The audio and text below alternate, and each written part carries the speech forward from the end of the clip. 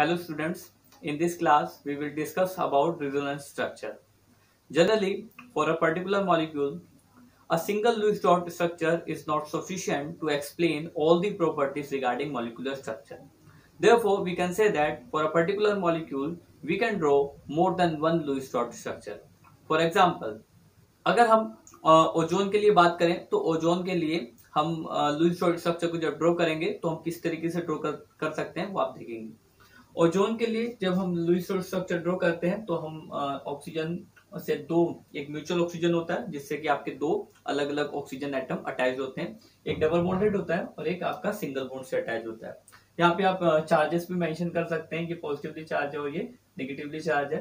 तो चूंकि Lewis dot structure हमने ड्रॉ किया तो चार्ज लिखना सही नहीं रहता है, तो हम चार्ज को नहीं लिख रहे हैं, बट पॉजिटिवली चार्ज है और ये यहाँ पे आपका नेगेटिवली चार्ज है। क्योंकि ये सिंगल बॉन्ड है और ये डबल बॉन्ड है तो इसकी लेंथ डबल बॉन्ड से ज्यादा होगी। यहाँ पे 148 पिकोमीटर है और 121 पिकोमीटर फॉर दी डबल। अब अगर हम बात करें जो एक्सपेरिमेंटल डेटा है ओजोन मॉलिक्यूल के लिए, उसके अकॉर्डिंग हम ये कहते हैं कि जो दो ऑक्सीजन एटम अटैच हैं एक म्यूचुअल ऑक्सीजन एटम से, उनकी जो बॉन्ड लेंथ है वो ऑलमोस्ट इक्विवेलेंट होती है। तो इस मॉलिक्यूल स्ट्रक्चर के अकॉर्डिंग हम ये नहीं कह पाएंगे कि दोनों स्ट्रक्चर दोनों जो बॉन्ड लेंथ है वो बराबर है। सिमिलरली हो सकता है कि कुछ स्टूडेंट इस मॉलिक्यूलर स्ट्रक्चर को ड्रॉ करें तो इस मॉलिक्यूलर स्ट्रक्चर में अगर हम देखें तो डबल बॉन्ड जो है वो हमारे पास राइट साइड वाले ऑक्सीजन में और जो सिंगल बॉन्ड है वो लेफ्ट में, तो यहाँ पे ये डबल बॉन्ड हो जाएगा, यहाँ पे ये सिंगल बॉन्ड हो जाएगा। तो दोनों ही जो लुईस डॉट स्ट्रक्चर है उसमें एक हमारे पास डबल बॉन्ड है और एक हमारे पास सिंगल बॉन्ड है, तो जाहिर सी बात है एक बॉन्ड लेंथ हमारे पास ज्यादा है, एक की बॉन्ड लेंथ हमारे पास कम है। बट जो एक्सपेरिमेंटल डेटा है ओजोन के लिए उसमें ये ऑब्जर्व होता है कि जो दोनों ऑक्सीजन अटैच्ड है म्यूचुअल ऑक्सीजन एटम से, उनकी बॉन्ड लेंथ इक्विवेलेंट है। तो इस जो हमारे पास एक्सपेरिमेंटल डेटा है इसके थ्रू अगर हम स्ट्रक्चर ड्रॉ करना चाहें तो हमारे पास कुछ इस टाइप का स्ट्रक्चर बनेगा, जिसमें हम ये कहेंगे कि जो म्यूचुअल ऑक्सीजन से अटैच है दोनों ऑक्सीजन एटम वो पार्शियली डबल बॉन्डेड होंगे। दैट मीन्स वो ना ही परफेक्ट डबल बॉन्डेड है, डबल बॉन्ड कैरेक्टर रखते हैं, ना ही वो परफेक्ट सिंगल बॉन्ड कैरेक्टर रखते हैं। इस बॉन्ड का जो नेचर है वो सिंगल बॉन्ड और डबल बॉन्ड के बीच का है। तो यहाँ पे जो इसकी लेंथ आती है वो आती है 128 पिकोमीटर दोनों ऑक्सीजन के लिए, जो कि सेम है। So according to the example of ozone we can define resonance structures as resonance forms are the different combination of possible Lewis structure. That means जितने भी हम लुईस डॉट स्ट्रक्चर बना सकते हैं किसी एक पर्टिकुलर मॉलिक्यूल के लिए, उन सबका जो कॉम्बिनेशन होता है उसको हम रेजोनेंस स्ट्रक्चर्स कहते हैं। For a particular molecule, the all possible Lewis dot structure are known as resonance structures or canonical structure, while the structure which define molecule more accurately is known as resonance hybrid. In this case, these two structures are resonance structures or canonical structure because these two structures are the possible Lewis dot structure for the ozone, while this one is the resonance hybrid because जो अभी आपने experimental data की बात की थी, जो mutual oxygen atom से attach दो ऑक्सीजन एटम है उनकी बॉन्ड लेंथ बराबर है, वो यही स्ट्रक्चर डिफाइन कर पाती है, क्योंकि इसी स्ट्रक्चर में हम कह रहे हैं कि दोनों का जो बॉन्ड लेंथ है वो बराबर है। साथ ही साथ स्टूडेंट अगर आप इस स्ट्रक्चर को देखें तो हम सिलेक्टिवली ऐसा नहीं कह सकते हैं कि ये वाला बॉन्ड हमारे पास सिंगल होगा और ये वाला बॉन्ड डबल होगा। उसी टाइम पे कोई दूसरा स्टूडेंट इस स्ट्रक्चर को ले आए तो आप कहेंगे कि इधर वाला बॉन्ड डबल बॉन्ड से अटैच है, इधर वाला सिंगल बॉन्ड से अटैच है, क्योंकि तीनों ऑक्सीजन एटम ये सबकी प्रॉपर्टी सेम है। तो आप सिलेक्टिवली ये नहीं कह सकते हैं कि ये वाला बॉन्ड सिंगल होगा और इस वाले ऑक्सीजन से डबल बॉन्ड बनेगा, हम किसी को भी कह सकते हैं। तो ऐसी कंडीशन को अगर आप सपोज करें कि हम ऐसा भी बना सकते हैं और इस तरीके से भी शो कर सकते हैं, तो आपको क्या करना पड़ेगा, बैलेंसिंग करनी पड़ेगी। आपको कहना पड़ेगा कि जो दोनों स्ट्रक्चर है, दोनों स्ट्रक्चर का जो थोड़ा थोड़ा पार्ट है या नेचर जो है, आप उसको कंबाइन करेंगे और एक रिजल्टेंट स्ट्रक्चर देंगे जिसको हम रेजोनेंस हाइब्रिड कहते हैं। तो बड़ा ही इंपॉर्टेंट रहता है रेजोनेंस स्ट्रक्चर के बारे में। काफी सारे मिथ भी होते हैं कि हम लोग सोचते हैं कि वो टाइम के साथ चेंज हो रहा है या इक्विवेलेंस है, इक्विलिब्रियम बनता है दोनों स्ट्रक्चर के बीच में। ऐसा नहीं है, ये सब हम अभी आगे लेक्चर में डिस्कस करेंगे। सो अगर हम बात करें कुछ इंपॉर्टेंट पॉइंट्स की जो कि रेजोनेंस स्ट्रक्चर को ड्रॉ करते हुए हमको ध्यान में रखने होते हैं, या जो काफी इंपॉर्टेंट पॉइंट है, तो वो क्या है, हम पॉइंट्स वाइज उसको हम डिस्कस करेंगे। तो जो फर्स्ट पॉइंट है वो है only electron can move in a pair to convert one resonance structure to another. That means हम सिंगल इलेक्ट्रॉन का मूवमेंट नहीं कर सकते। जब भी हम एक रेजोनेंस स्ट्रक्चर से दूसरी रीजनल स्ट्रक्चर को ड्रॉ करना चाहेंगे तो ये नेसेसरी है कि जो मूवमेंट होगा वो पेयर में होगा। अगर हम इस केस की बात करें तो इस स्ट्रक्चर को इस स्ट्रक्चर में कन्वर्ट करने के लिए ये जो पाई इलेक्ट्रॉन पेयर है उसको हमने क्या किया है, दूसरी वाली साइड में ट्रांसफर किया, तो जिससे हमारे पास ये स्ट्रक्चर बनता है। तो इस स्ट्रक्चर से इस स्ट्रक्चर में जाने में हमने पेयर को ट्रांसफर किया है, और ऐसा हमेशा होगा। जब भी आप एक रीजनल स्ट्रक्चर से दूसरे रीजनल स्ट्रक्चर में जाएंगे तो आपको एक इलेक्ट्रॉन पेयर को ही मूव कराना पड़ेगा, आप सिंगल इलेक्ट्रॉन को मूव नहीं कर सकते हैं। नेक्स्ट जो पॉइंट है, regional structures differ only in the placement of their pi और non bonding electron, position of nuclei remains same. काफी इंपॉर्टेंट पॉइंट है। जब भी आप दो रीजनरेटिंग स्ट्रक्चर को कंपेयर करेंगे तो आप ये देखेंगे कि उसमें जो डिफरेंस होगा वो पाई इलेक्ट्रॉन्स की पोजीशन में हो सकता है या नॉन बॉन्डिंग इलेक्ट्रॉन्स के नंबर पे हो सकता है ऑन द पर्टिकुलर एटम। अगर आप इन स्ट्रक्चर को देखें तो यहाँ पे आपके पास 2 नॉन बॉन्डिंग इलेक्ट्रॉन पेयर है, यहाँ पे आपके पास 3 नॉन बॉन्डिंग इलेक्ट्रॉन पेयर है जो कि डिफर है। यहाँ पे एक पाई बॉन्ड नहीं है, यहाँ पे हमारे पास पाई बॉन्ड है, यहाँ आप जैसा भी कह सकते हैं जो पाई बॉन्ड यहाँ पे था वो यहाँ पे नहीं है, उसका भी शिफ्ट हुआ है। तो जो 2 रिजोनेटिंग स्ट्रक्चर्स हैं ये डिफर है किसमें, प्लेसमेंट ऑफ पाई इलेक्ट्रॉन और नॉन बॉन्डिंग इलेक्ट्रॉन। ध्यान रखने वाली बात यह है कि जो सिग्मा इलेक्ट्रॉन्स होते हैं वो चेंज नहीं होते हैं, और जो न्यूक्लियाई होते हैं उनकी पोजीशन में चेंज नहीं होता है। न्यूक्लियाई की पोजीशन का आप सीधे सीधे मतलब रख सकते हैं बॉन्ड एंगल से। तो ये जो न्यूक्लियाई जिस पोजीशन पे है, जिस बॉन्ड एंगल पे शिफ्ट है, सेम वो यहाँ पे भी रहेगा, इसमें कोई भी चेंज नहीं आने वाला है अगर आप रीजनल स्ट्रक्चर को ड्रॉ करेंगे। Next point, structures must be valid Lewis structure. आप जितने भी regional structure that means canonical structure बनाएंगे वो वैलिड लुईस स्ट्रक्चर्स होनी चाहिए। दैट मींस ऑक्टेट रूल को फॉलो करते हुए आपको बनानी होती हैं। आप ऐसा नहीं कर सकते कि सिंगल इलेक्ट्रॉन को ट्रांसफर कर दिया, एक जगह 9 इलेक्ट्रॉन कर दिया, एक जगह 7 कर दिए, ऐसा नहीं होगा। जो भी आपके पास लुईस टोटल स्ट्रक्चर के लॉज होते हैं वो सारे आपको फॉलो करने होते हैं। एक लास्ट नेक्स्ट पॉइंट है आपके पास, regional hybrid is more stable than any canonical structure. जितने भी हम अगर हम इसी केस की बात करें तो हमने यहाँ पे 2 रीजनल स्ट्रक्चर बनाए हैं और एक हाइब्रिड है हमारे पास, हाइब्रिड एक ही होगी। तो जितने भी आपके पास रीजनल स्ट्रक्चर हो वो कभी भी रिजोनेंस हाइब्रिड से ज्यादा स्टेबल नहीं होते हैं, या हम ऐसा भी कह सकते हैं कि जो रिजोनेंस हाइब्रिड होती है वो एक एप्रोप्रिएट स्ट्रक्चर होता है फॉर अ मॉलिक्यूल। जो रिजोनेंस स्ट्रक्चर्स होते हैं वो आपके पास हमेशा कभी भी सारी की सारी प्रॉपर्टीज के लिए सफिशिएंट नहीं होते हैं। तो इसीलिए हम ये कहते हैं कि इसकी जो प्रॉपर्टी होगी या जो स्ट्रक्चर है ये सबसे ज्यादा ही वेल प्रोनाउंस्ड है। लास्ट है, canonical structures are imaginary, the real structure is a hybrid. आप जितने भी रीजनल स्ट्रक्चर्स को ड्रॉ करेंगे लुईस हाइपोथेसिस के अकॉर्डिंग वो इमेजिनरी है। जो उनका कंक्लूजन है उन सब स्ट्रक्चर्स का, यानी कि रिजोनेंस हाइब्रिड, वो रियल इमेज होती है किसी एक मॉलिक्यूल के लिए। जैसा भी हमने देखा था, अगर हम रिजोनेंस हाइब्रिड के अकॉर्डिंग ही ओजोन को समझें तो हम ऐसा कहना पड़ेगा कि एक बॉन्ड बड़ा है और एक बॉन्ड छोटा है, जैसा कि नहीं होता है। तो रिजोनेंस हाइब्रिड ही आपको एग्जैक्ट स्ट्रक्चर प्रोवाइड कराता है किसी एक पर्टिकुलर मॉलिक्यूल के लिए। तो ये जो हमारे पास इमेजिनेशन थी लुईस स्ट्रक्चर्स की, ये दोनों इमेजिनेशन ही है, रियलिटी में एग्जिस्ट नहीं करता है। जो एग्जिस्ट करता है स्ट्रक्चर वो इस टाइप का। अगर एक और एग्जांपल के थ्रू आप समझें CO3 डबल नेगेटिव, तो किस तरीके से ड्रॉ कर सकते हैं। हम 3 पोजीशन पे ऑक्सीजन को शिफ्ट करेंगे, हमारे पास 2 डबल नेगेटिव है, ऑक्टेट कंप्लीट करना है। यहाँ पे अगर कार्बन के आप इलेक्ट्रॉन देखें तो 1 2 3 4 5 6 7 8 ऑक्टेट कंप्लीट है। ठीक इसी तरीके से अगर आप काउंट करेंगे तो ऑक्सीजन के भी सारे ऑक्टेट यहाँ पे कंप्लीट है। यहाँ पे नेगेटिव चार्ज है, यहाँ पे हमारे पास नेगेटिव चार्ज है। तो अगर हम मूव करें पाई इलेक्ट्रॉन्स को मूव करके करना है या नॉन बॉन्डिंग की पोजीशन चेंज करनी है, आपको पता है न्यूक्लियाई की पोजीशन चेंज नहीं कर सकते हैं, सिग्मा बॉन्ड की पोजीशन चेंज नहीं कर सकते। सब में हमारे पास जो है न्यूक्लियाई की पोजीशन सेम है, और हमारे पास जो 3 सिग्मा बॉन्ड है ये भी हमारे पास सेम है, इसमें भी कोई चेंज नहीं आया। तो आप इस एग्जाम्पल को भी कंसीडर कर सकते हैं, बहुत इंपॉर्टेंट एग्जाम्पल है। अगर आप इसमें एक लुईस एक रीजनल स्ट्रक्चर को देखेंगे तो आपको लगेगा कि जो एक हमारे पास डबल बॉन्ड है और 2 हमारे पास सिंगल बॉन्ड है, तो इनकी लेंथ ज्यादा होनी चाहिए, सॉरी, और इसकी लेंथ कम होनी चाहिए, जबकि ऐसा नहीं होता है। जो CO3 डबल नेगेटिव है, तीनों बॉन्ड हमारे क्या होते हैं, इक्विवेलेंट होते हैं। तो वो आप इसके थ्रू एक्सप्लेन कर सकते हैं। इसकी सारी रीजनल स्ट्रक्चर को ड्रॉ करेंगे और उसके थ्रू रिजोनेंस हाइब्रिड बनाएंगे। तो स्टूडेंट एक बहुत ही इंपॉर्टेंट पॉइंट रिजोनेंस हाइब्रिड को ड्रॉ करते हुए आपको ध्यान रखना होता है, डॉट हम वहां पे ड्रॉ करते हैं जहां पे पाई बॉन्ड हमारा जाता है। जिन जिन पोजीशन पे पाई बॉन्ड हमारा गया है उन उन पोजीशन को हम क्या करते हैं, डॉट से रिप्रेजेंट करते हैं बेसिकली। तो रिजोनेंस हाइब्रिड को ड्रॉ करते वक्त आप इस बात का ध्यान रखें कि जो रिजोनेंस हाइब्रिड में जहां जहां हमने अनसर्टेनिटी दिखानी है पाई बॉन्ड की, वहां पे आप डॉट्स का यूज करेंगे, जिसका मतलब ये होगा कि पाई बॉन्ड इन पोजीशन पे हमारा शिफ्ट हो सकता है या डिस्ट्रीब्यूटेड है, जिसका पूरा का पूरा नेचर हमारे पास डबल बॉन्ड का बदल जाएगा जिससे।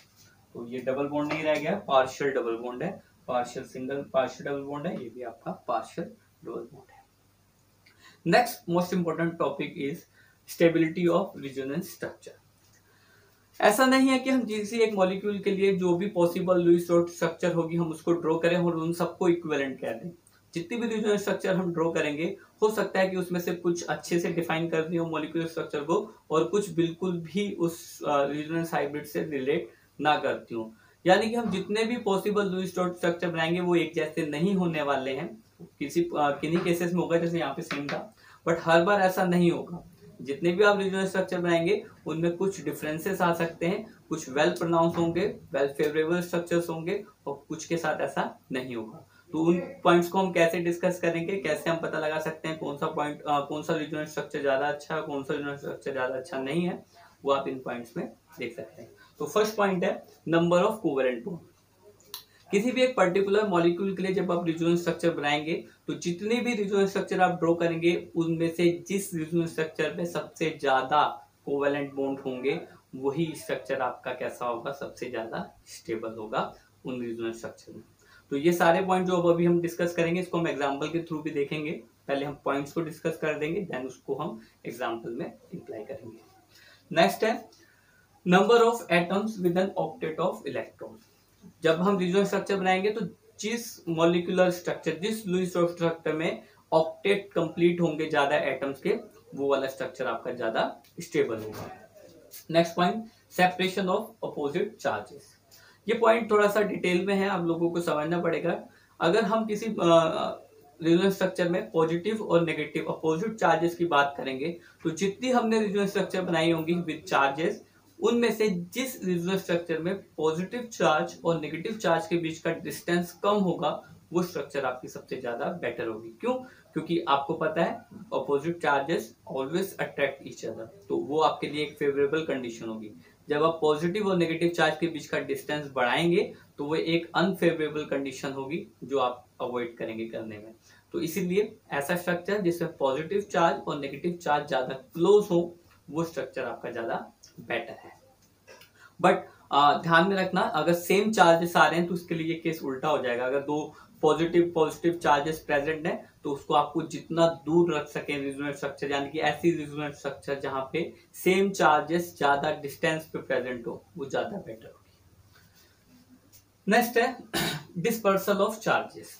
Dispersal of charges that means अगर आपके पास ऐसी अपॉर्चुनिटी है कि आप रिजोनेंस स्ट्रक्चर को ड्रॉ करते वक्त कुछ स्ट्रक्चर ऐसे बना सकते हैं जहां पे चार्ज आए ही ना, तो जाहिर सी बात है आप अवॉइड करेंगे चार्ज को दिखाने से। अगर किसी रिजोनेटिंग स्ट्रक्चर में चार्जेस प्रेजेंट नहीं है तो वो ज्यादा बेटर होगा with respect to the structure with have some charges. तो ऐसा आपको ध्यान में रखना है, बिना चार्जेस वाली रिजोनेटिंग स्ट्रक्चर ज्यादा बेटर है। इसके बाद जो लास्ट पॉइंट है the negative charge if any on a more electronegative atom, a positive charge if any on more electropositive atom। अगर मान लीजिए हमारे पास ऐसे कंडीशन आ गई कि हमको चूज करना है रिजोनेटिंग स्ट्रक्चर में जिनके पास चार्जेस हैं, ऐसे स्ट्रक्चर जिनमें चार्जेस प्रेजेंट है पॉजिटिव और नेगेटिव, उन रिजोनेटिंग स्ट्रक्चर में हमको एक बेटर रिजोनेटिंग स्ट्रक्चर को डिफाइन करना, तो हम कैसे करेंगे? तो उसके लिए हमको देखना पड़ेगा इलेक्ट्रोनेगेटिव एटम और इलेक्ट्रोपॉजिटिव एटम। अगर रिजोनेटिंग स्ट्रक्चर में नेगेटिव चार्ज इलेक्ट्रोनेगेटिव एटम के ऊपर प्रेजेंट है, जो उस स्ट्रक्चर में सबसे ज्यादा इलेक्ट्रोनेगेटिव है, तो वो एक बेटर कंडीशन है। ठीक इसी तरीके से अगर उस स्ट्रक्चर में जो सबसे ज्यादा इलेक्ट्रोपॉजिटिव एटम है उस पर अगर पॉजिटिव चार्ज प्रेजेंट है तो वो एक बेटर कंडीशन है। तो इन दोनों पॉइंट्स को आप देखेंगे, नेगेटिव चार्ज सबसे ज्यादा इलेक्ट्रोनेगेटिव एटम पे प्रेजेंट होना चाहिए, ठीक इसी तरीके से पॉजिटिव चार्ज सबसे ज्यादा जो इलेक्ट्रोपॉजिटिव एटम है उस पूरे मॉलिक्यूलर स्ट्रक्चर में वहां पे प्रेजेंट होना चाहिए, तो वो कंडीशन आपकी बेटर होगी और उस रिजोनेटिंग स्ट्रक्चर को हम बाकियों से ज्यादा स्टेबल कहेंगे। तो ये कुछ पॉइंट थे। इसको समझने के लिए हम एक एग्जांपल कंसीडर करते हैं फिनॉल का। फिनॉल के जो पॉसिबल रिजोनेटिंग स्ट्रक्चर्स हैं वो इस तरीके से हैं जो मैंने ड्रॉ कर रखे हैं। फिनॉल का स्ट्रक्चर आपको पता है, बेंजीन के ऊपर हमारे पास H को सब्स्टिट्यूट करके OH ग्रुप लगा होता है, O पे आपके पास 2 लोन पेयर हैं और बाकी किसी भी कार्बन या किसी भी हाइड्रोजन एटम पे लोन पेयर प्रेजेंट नहीं है। तो फर्स्ट रिजोनेटिंग स्ट्रक्चर इस तरीके से है, इसमें लोन पेयर हमारे इधर शिफ्ट करेंगे। ठीक इसी टाइम पे हमारे पास क्या है कि जो ये पाई इलेक्ट्रॉन है ये हमारे इस कार्बन पे शिफ्ट करेंगे, तो हमारे पास पॉजिटिव चार्ज आ गया, नेगेटिव चार्ज आ गया। ठीक इसी तरीके से देंगे नेगेटिव चार्ज अपना कंजुगेशन के थ्रू पोजीशन चेंज करता रहेगा, डिस्ट्रीब्यूट होगा, थ्रू डिलोकलाइज हो जाएगा पूरा का पूरा नेगेटिव चार्ज रिंग में। तो इस तरीके से 2 और स्ट्रक्चर हम ड्रॉ कर सकते हैं। ये इस वाले नेगेटिव चार्ज यहाँ पे शिफ्ट होगा तो पाई बॉन्ड आपका इधर चल जाएगा, पाई इलेक्ट्रॉन यहाँ पे नेगेटिव चार्ज आ जाएगा, बॉन्ड यहाँ पे बन जाएगा। नेक्स्ट नेगेटिव चार्ज यहाँ पे पाई बॉन्ड के लिए बनाने के लिए चल जाएगा और ये जो पाई बॉन्ड के इलेक्ट्रॉन्स है वो नेगेटिव चार्ज में कन्वर्ट हो जाएगा। देन फर्दर आपको तो इस स्ट्रक्चर को अगर आप देखें तो सबसे बेटर रिजोनेटिंग स्ट्रक्चर अगर आप कहना चाहें तो आप इसको कहेंगे, क्यों? क्योंकि इस स्ट्रक्चर में आपके पास चार्जेस नहीं है। बट इन 3 स्ट्रक्चर में आपके पास क्या है? प्रेजेंस ऑफ चार्ज है। तो ये तीनों स्ट्रक्चर इस रिजोनेटिंग स्ट्रक्चर से ज्यादा बेटर नहीं है, डेट में ज्यादा स्टेबल नहीं है।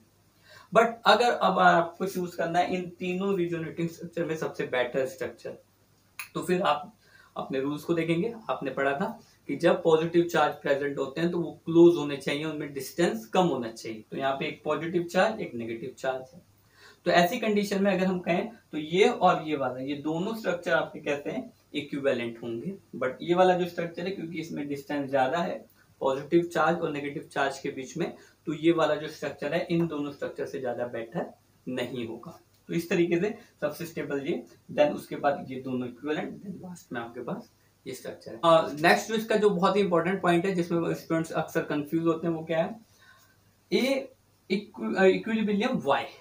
आपने हमेशा रिएक्शंस में इक्विलिब्रियम का साइन बनाया होगा जहां पे आप कहते हैं कि एक फेज दूसरे फेज में कन्वर्ट हो रहा है कंटिन्यूअसली। काइनेटिक इक्विलिब्रियम भी हो सकता है, स्टैटिक भी हो सकता है। बट अगर हम बात करें इक्विलिब्रियम की तो इसमें ये कंफर्म है कि एक फेज दूसरे फेज के बीच में इंटरचेंजिंग प्रेजेंट है, वो चेंज हो रहा है। तो अगर हम बात करें हमारे रिजोनेंस वाले जो एरो है, जो डबल हेडेड एरो है, इसमें और इसमें काफी डिफरेंस है। हम अपने पहले वाले एग्जांपल पे आते हैं, ओजोन वाले में। तो इस साइन का मतलब ये नहीं है कि ये स्ट्रक्चर इसमें इंटरकन्वर्टेबल है, ऐसा नहीं है।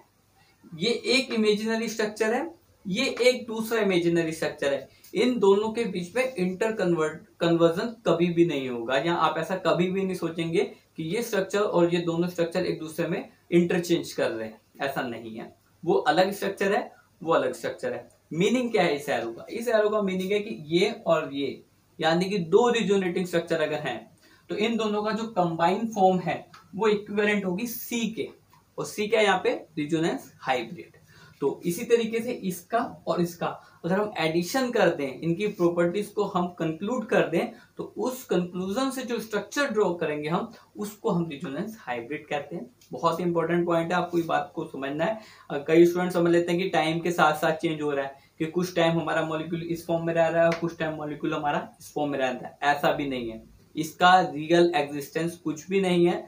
हम सिर्फ इस रिजोनेटिंग स्ट्रक्चर को ड्रॉ करते हैं इसलिए ताकि हम एक कंक्लूजन पे पहुंच सके और उस कंक्लूजन के थ्रू जो एप्रोप्रिएट स्ट्रक्चर है मॉलिक्यूल का उसको सपोज कर सके। दैट्स इट, और इससे ज्यादा इसका कोई भी मतलब नहीं होता है। नेक्स्ट एग्जांपल है हमारे पास CO2 का। CO2 में student C double bond O most appropriate structure है जिसको आप हमेशा ड्रॉ करते हैं कार्बन डाइऑक्साइड के लिए। बट इसके जो रिजोनेटिंग स्ट्रक्चर है वो आप देख सकते हैं। आप इसका इधर यहाँ पे हमने O पे पॉजिटिव चार्ज दिया है, इस वाले पे नेगेटिव चार्ज दिया है। यहाँ पे ये ट्रिपल बॉन्ड है, यहाँ पे ये सिंगल बॉन्ड है। इस तरीके से बना सकते हैं और यही कंडीशन हम अपोजिट आइटम्स में भी कर सकते हैं। इस वाले ऑक्सीजन को सिंगल बॉन्डेड कर सकते हैं और इस वाले ऑक्सीजन को ट्रिपल बॉन्डेड कर सकते हैं। तो जो ट्रिपल बॉन्डेड ऑक्सीजन होगा उस पर पॉजिटिव चार्ज आ जाएगा, जो सिंगल बॉन्डेड होगा उस पर नेगेटिव चार्ज आ जाएगा। स्टिल होल मॉलिक्यूल की जो न्यूट्रलिटी है वो फिर से बनी हुई है, उसमें कोई भी दिक्कत नहीं है। नेगेटिव पॉजिटिव न्यूट्रलाइज करने। तो ये भी न्यूट्रल स्ट्रक्चर है, ये भी न्यूट्रल स्ट्रक्चर है, ये भी न्यूट्रल स्ट्रक्चर है, बट डिफरेंस ये है कि इनका बॉन्ड ऑर्डर है। तो ये इस तरीके से हम इसको ड्रॉ करते हैं, इन दो रिजोनेटिव स्ट्रक्चर, और इसका जो अप्रोप्रिएट स्ट्रक्चर है वो ये है। क्यों? क्योंकि इसमें चार्जेस आ रहे हैं, इसमें भी चार्जेस हैं, इसमें चार्ज नहीं है, ऑक्टेट कंप्लीट है विदाउट चार्जेस। तो सबसे बेटर स्ट्रक्चर ये है, और हम ये कहेंगे ये स्ट्रक्चर ही सफिशिएंट है इसकी रेजोनेंस हाइब्रिड को डिफाइन करने में, या इसकी जो प्रॉपर्टीज है उसको डिफाइन करने में हमें इसकी जरूरत ज्यादा नहीं पड़ती, बट थोड़ा बहुत उसका भी हम यूज कभी कभी कर लेते हैं।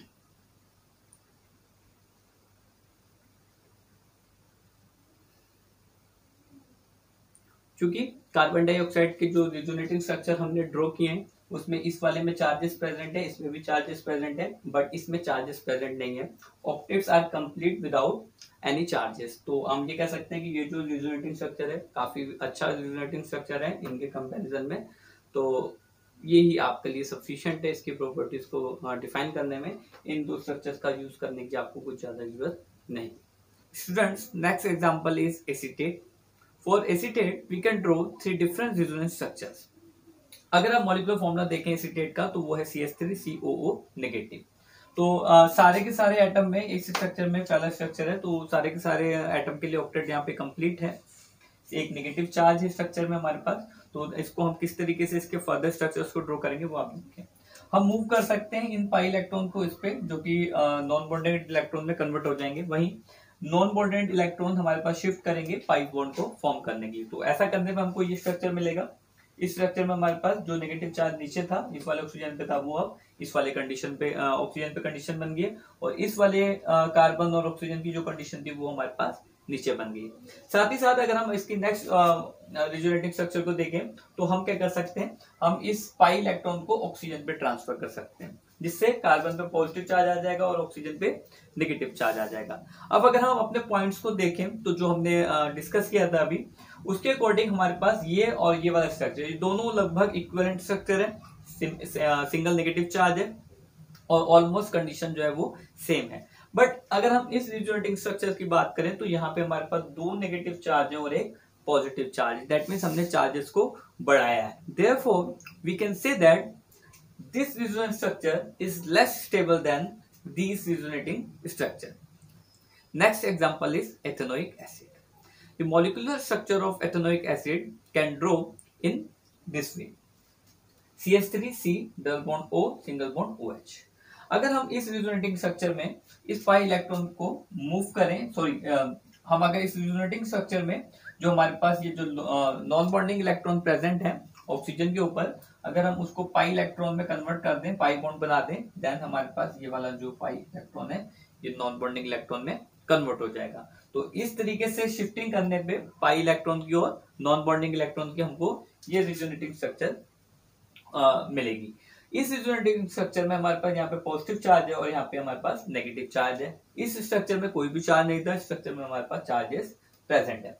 अब अगर हम इसके बाद नेक्स्ट इसकी रिजोनेटिंग स्ट्रक्चर को ड्रॉ करें तो कैसे हम ड्रॉ कर सकते हैं, हम इस पाई इलेक्ट्रॉन को कन्वर्ट कर सकते हैं नॉन बॉन्डिंग इलेक्ट्रॉन में। तो इससे हमारे पास ये स्ट्रक्चर फॉर्म हो जाएगा। यहाँ पे पॉजिटिव चार्ज जो है कार्बन पे और यहाँ पे ऑक्सीजन पे।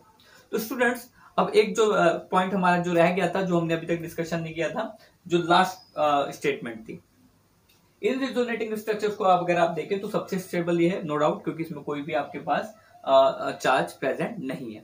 बट इस स्ट्रक्चर में दोनों में ही हमारे पास सिंगल पॉजिटिव और सिंगल नेगेटिव चार्ज प्रेजेंट है। बट अगर हम इस स्ट्रक्चर को देखें तो यहाँ पे पॉजिटिव चार्ज ऑक्सीजन पे प्रेजेंट है, वहीं इस स्ट्रक्चर में पॉजिटिव चार्ज कार्बन में प्रेजेंट है। And we know that carbon is electropositive than oxygen. The electronegativity oxygen is much higher than the carbon. Therefore अगर हम पॉजिटिव चार्ज को कार्बन पे रखें जो कि इलेक्ट्रोपॉजिटिव है, वो ज्यादा बेटर है कि हम पॉजिटिव चार्ज को ऑक्सीजन पे शो करें। तो इस पॉइंट के अकॉर्डिंग अगर हम कहें तो इन दोनों रिजोनेटिंग स्ट्रक्चर में जो ज्यादा बेटर रिजोनेटिंग स्ट्रक्चर है वो ये वाली है। इसमें एक तो क्लोज भी है और दूसरा जो हमारे पास पॉजिटिव चार्ज है वो कार्बन पे प्रेजेंट है, जो कि पॉजिटिव है with respect to the oxygen. तो स्टूडेंट, इसी तरीके से आपको काफी सारे एक्सरसाइज कंप्लीट करनी है, आपको डिफरेंट बुक्स में मिल जाएंगी। आप उन एक्सरसाइज को कंप्लीट करें, रिजोनेटिंग स्ट्रक्चर्स को ड्रॉ करें, रिजोनेंस हाइब्रिड को बनाएं, कॉन्सेप्ट को समझें, तो आपको इसमें काफी बेनिफिट आएगा। कॉम्पिटेटिव एग्जाम में इससे क्वेश्चन आते हैं।